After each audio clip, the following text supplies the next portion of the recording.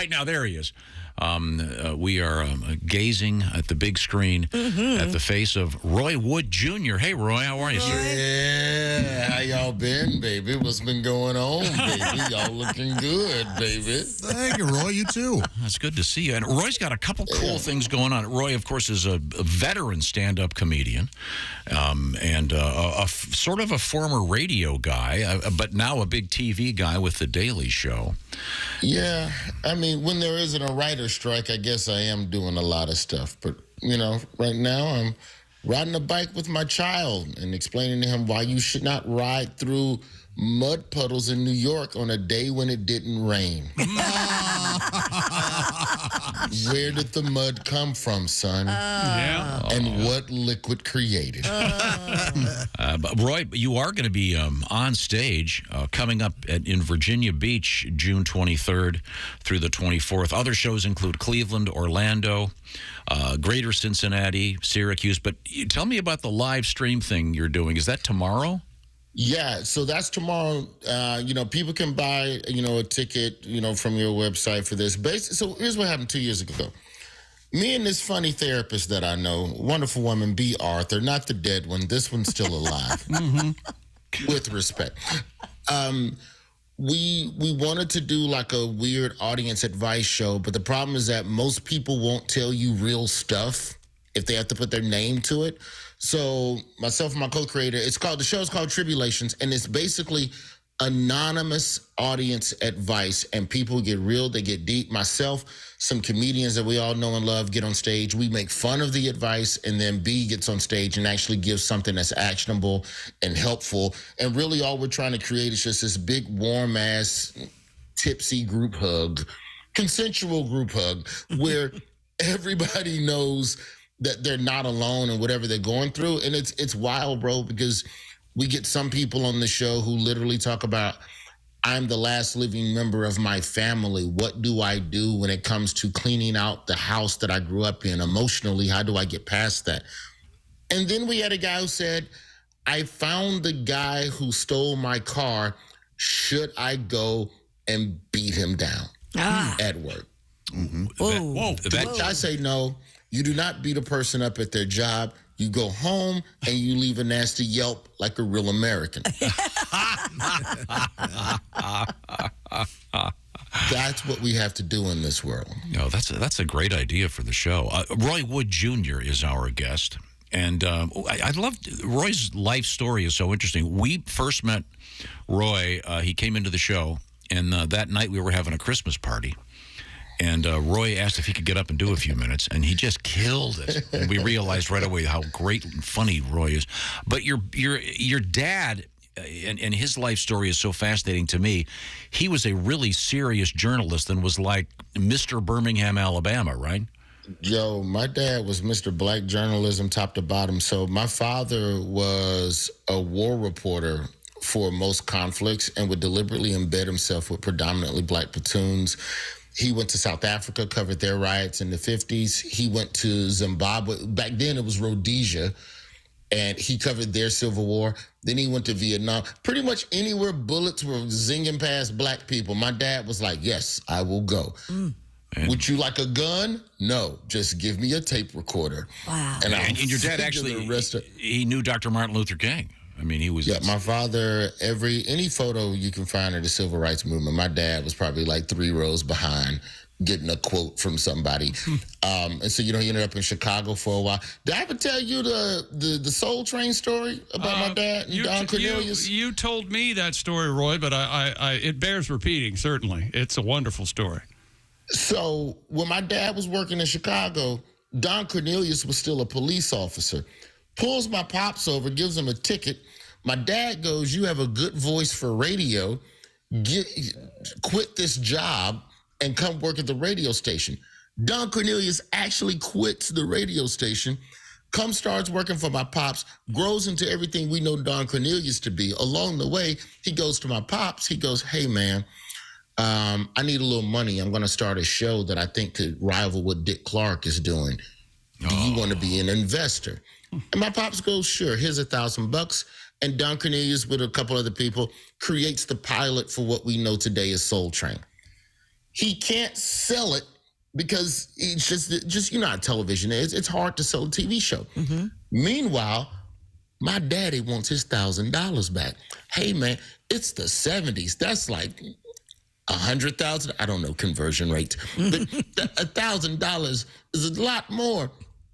And Don Cornelius says to my father, he says, Roy, I think instead of me paying you back, you should just come on board as an executive producer and just get a percentage of the profits. Trust me, man. The Soul Train is about to leave the state. And my daddy said, shut your ass up. Don't nobody want to watch black people dance for an hour? Give me my bread. And he paid my father back. My father signed away any rights to the program we know today is Soul Train. And I sit here sad with a little bit of student loan debt. Couldn't watch Soul Train at the house as a kid. Literally. Could not. My dad, he loved this country and tried to change it through journalism, but he was a hater too. Did your dad live long enough to see you doing journalism in a way and doing comedy? Comedy-ish, yeah. You know, my pops passed when I was 16. I don't think we've ever talked about my parents. As much as I've come on the show, my dad died when I was 16. I don't know how much he would have approved of comedy. He would have been cool with me doing, like, radio and the journalistic stuff. It's just, you have to understand, my father was an intense man. Everything he covered surrounded death. So when you think about the ways in which we deal with our regular life when we're not around chaos of war, especially war, like, it's hard to just see a joke on a regular basis. So, no, he wasn't like that, man. We had a bake sale in middle school to raise uniforms for our soccer team. And my pops, I was in the dunking booth. And my dad came over to the dunking booth and yelled at me to get out the dunking booth because I don't need to be nobody's fool.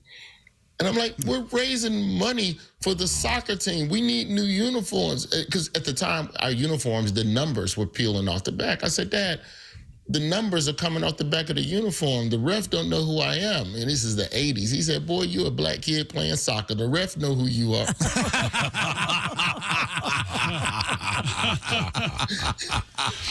Well, he'd be proud of you, I'm sure, because I think so. You've done so. You've done so. I think so, man. What is your father enshrined in any kind of Hall of Fame in Birmingham or in Alabama because of all of his journalistic work?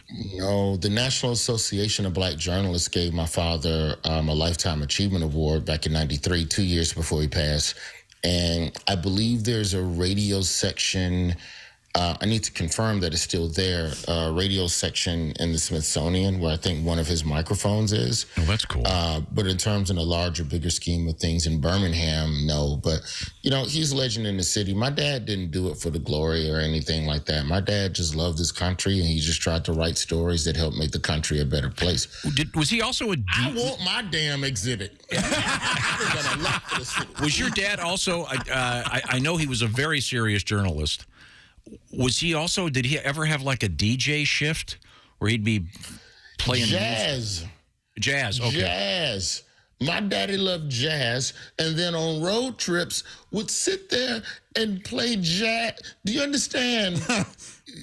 From Birmingham to Chicago, straight jazz. I wanted to do heroin too. I get why they like the heroin. I'm 9 years old and just hear. Like, no, come on, man. Play some Easy-E. Our guest is Roy Wood Jr., who is a veteran stand-up comedian, and as you can tell, incredibly funny. How did you make the switch from, I mean, you're coming up in a very serious household. When did you, because you studied journalism, right? Didn't you? Yeah, okay. yeah. How did you make the switch to getting on stage and doing stand-up? But see, I wanted to be goofy journalist. I wanted to be Kenny Mayne. I wanted to be Stuart Scott. I wanted to be Jenny Moose from CNN. They all did the weird offbeat type stuff that was odd. I never wanted to be like you grow up around intense parents, man. You got to go out in the world and I'll say relax for a second. Yeah, yes, sir.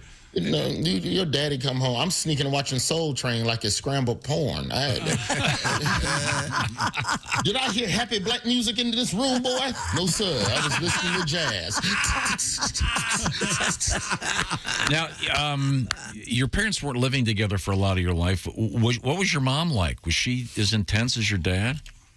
My mom was a little more laid back, but my mom, I was a latchkey kid growing up. So, my mom would come home at 5 o'clock, check my homework, give me a death threat to not burn down the house, and then she would leave and go to grad school. And then grad school became a PhD became a law degree. So I just never really got a lot of time at night. The weekends is where me and my mom kicked it. But, my mom and I, to this day, I'd say it's weird now because we are more siblings than mother, son. The dynamic has shifted. I remember one time I called my mom, and my mom is a college educator with 4 degrees. She has 35 years in higher education at the same school. Like, she has done nothing but help to graduate young minds out into the workforce. And what does she think of your stand-up? Has she commented on that? She's cool with it now. She wasn't at first. The first time my mom saw me perform, it was in a coffee shop, and I bombed, and the coffee shop wouldn't turn off the coffee grinder. They just kept working. So you're just, it's good to be here. And my mom just came over and whispered. She didn't even stay for the whole show. It's just after I got off stage, my mom whispered in my ear, "You need to take your ass to grad school." And just walked out the room. We're speaking with Roy Wood Jr., one of my favorite comedians, and a guy who's been doing stand-up for a long time. Do you remember the first stand-up piece of yours that was actually effective when you started doing it? First joke? I'll give you 2. I remember 2 of my first jokes. I recorded over the first time I ever did stand-up because I didn't want my roommates to see it. And the irony of it is that in college, I made a sex tape. And consensual. It was good. Sure. I was freaky deaky. And my roommates found that. And then at the end of the sex tape where I performed terribly, it's a clip of me doing comedy. And so my point is, footage of my first time on stage is completely burned and gone. I did a joke. I was 19 when I started. My first joke was, I hate when your roommate eats some of your food. Don't eat some of my food. If you're going to eat my food, eat all of the food. I came home for some 7-Up. My roommate drank 6 of them. That's very laugh at that. Don't. No, it's a good joke. Don't laugh at that. That's there good. Was that, and then when did the Weather Channel decide that purple is colder than white? I've never seen purple snow. Every time I see Minnesota, it's just purple, which means it's either cold or Prince is home. Yucca. Good. Those are great. It's not good. No, it is. It's not good. Roy can be found on the road. Once again, coming up, it looks like next week, it's going to be Virginia Beach, then Cleveland, Orlando, Greater Cincinnati at Liberty Township at the Funny Bone, and then Syracuse at the Funny Bone in late July. And then the podcast, the live stream tomorrow. How do I access that? Yeah, they can go to roywoodjr.com, or they can go to all the socials. I think Dean's going to put it up on the Bible Time website as well. But Tribulations is a live stand-up and weird group therapy show. It's like nothing you ever seen. You can live stream it, or you can watch it on demand. If you want to kick it with us tomorrow night in real time, I'll be in the chat too. Okay. Do you know who else is going to be there? Just is other comedians or just you? Oh yeah, it'll be myself and a couple other comedians. Okay. All right. We're still working on the lineups. Look, the audience is the star. Okay. Lastly, the NFL seems to be dominating the universe these days, and you are, oddly enough, a Miami Dolphins fan. Yes, Lord. Are you getting, with your busy schedule with a beautiful young son, are you getting time to pay attention to the NFL with all the work you have to do? No, not yet. We've gone to a couple of baseball games, but these new kids, man, he's 7. They spoiled, man. He can get every channel. Boy came in the house one day, told me he a Seattle Mariners fan. Boy, we live in New York City. You can imagine in the 80s going, I root for a team in another time zone. When you going to watch them? They ain't going to come on. They ain't going to come on until they playing a team in your time zone. So you may as well just root for teams in your time zone. Came home the next day a Yankees fan. I said, boy, let me go get a Mariners hat. Perfect. Hey, thanks, Roy. Congratulations on all your success. Yes. Well deserved. We'll look forward to seeing. I think we're going to actually see you soon in person. Next month. Thank I you, hope sir. so. Our best to Didn't the know family. if I could spoil it, but yeah. Thank you. God, All right. funniest. Remember the time he got up at that party? He just killed it. He was just starting in comedy. He's the best.